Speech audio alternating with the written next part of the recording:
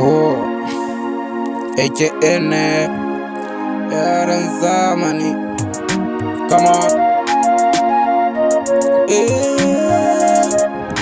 Ni na gane fa rayuwan duniya fa.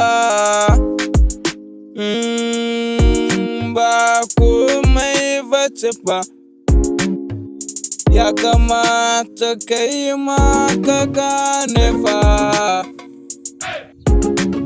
Ka bi rayuwa a sannu, ka daina hassada fa.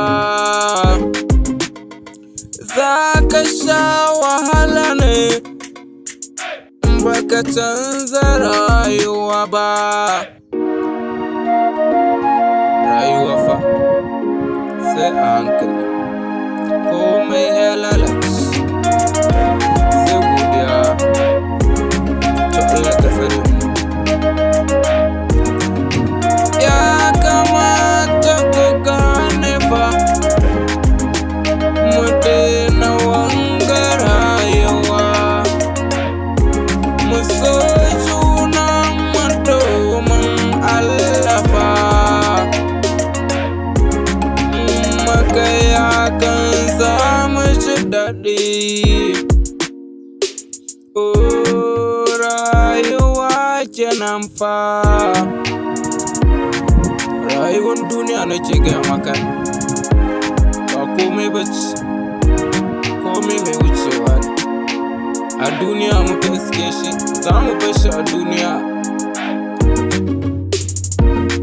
Ya kamata mu canza fa,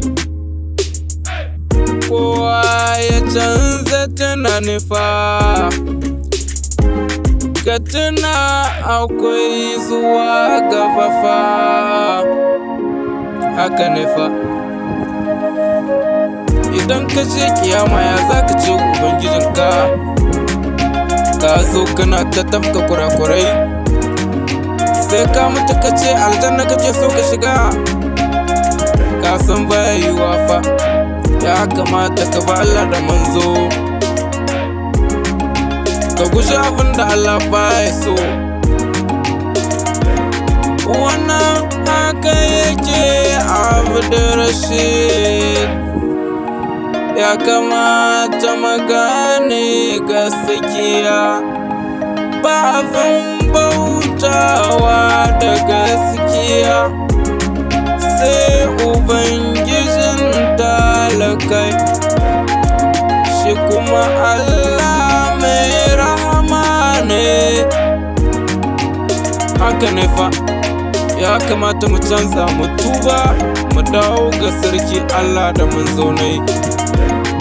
Wallahi idan muka yi hakan za mu ji daɗin rayuwa.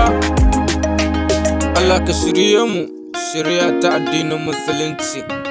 Allah ka dawamar da mu a cikin musulunci. Albarkacin Annabi Muhammad.